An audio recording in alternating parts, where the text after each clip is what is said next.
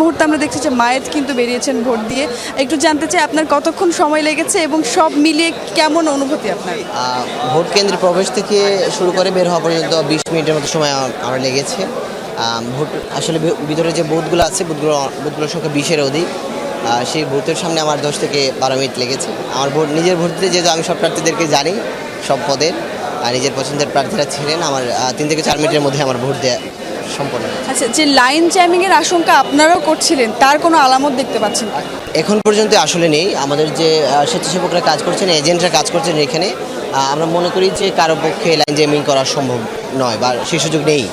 আচ্ছা, একটা বিষয় সকাল থেকে আলোচনায় আসছে যে একটা প্যানেল লিফলেট ধরিয়ে দিচ্ছে অনেকের হাতে, যে লিস্ট দিয়ে এটি সম্ভবত 100 গজের বাইরে করার কথা, ভেতরে নয়। এক্ষেত্রে আপনার কোনো মন্তব্য আছে কিনা? আসলে আমি শুধু একটা প্যানেলকে না, আমি একাধিক প্যানেলকে দেখেছি যে তারা প্যানেল লিস্ট দিচ্ছে এবং আসলে প্রার্থীদের মধ্যে একটা আন্ডারস্ট্যান্ডিং আছে নিজেদের মধ্যে যে আসলে নিজের ব্যালট নাম্বারটা মনে করিয়ে দেওয়ার শেষ প্রচেষ্টা এটা। আমি কেন্দ্রের বাইরে আমি দেখলাম একাধিক ডেস্ক আছে।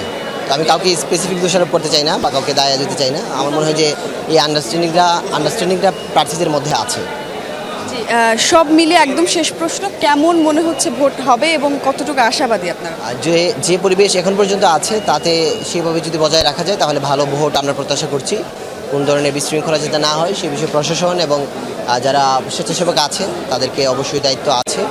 কিন্তু আসলে ভোটের পরিবেশ তো হঠাৎ কোন দিকে চলে যায়, কোন দিক থেকে সেটা বলা আসলে মুশকিল। এখন পর্যন্ত আশঙ্কা নেই, আমরা আশা করি এভাবেই ভোটটা সম্পন্ন হবে।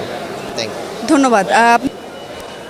একটি বিষয়ে ঐক্যবদ্ধ শিক্ষার্থী জোটের পক্ষ থেকে আমরা দেখলাম যে উদয়ন স্কুলে তাদের যিনি ভিপি প্রার্থী তিনি একটু অভিযোগ করেছেন এবং সুনির্দিষ্ট করে ছাত্রদলের বিরুদ্ধেই তিনি বলছেন যে ডেস্ক স্থাপনের বিষয়ে কেন্দ্রের আশপাশের এলাকায় এই বিষয়ে মায়েদের কোনো উত্তর পেয়েছেন কিনা, অথবা মায়ের যদি আপনার সঙ্গে থাকে আমরা সরাসরি মায়েদের কথা শুনতে চাই। আশেপাশেই আছেন সাফা, এই বিষয়ে আমি চেষ্টা করছি তার, মায়েদ আমার আশেপাশে আছে সাফা, আমি চেষ্টা করছি তার একটি বক্তব্য নেয়ার। যদিও তিনি কয়েকজন গণমাধ্যম কর্মীর সঙ্গে কথা বলছেন, একটু জানার চেষ্টা করব তার কাছ থেকে।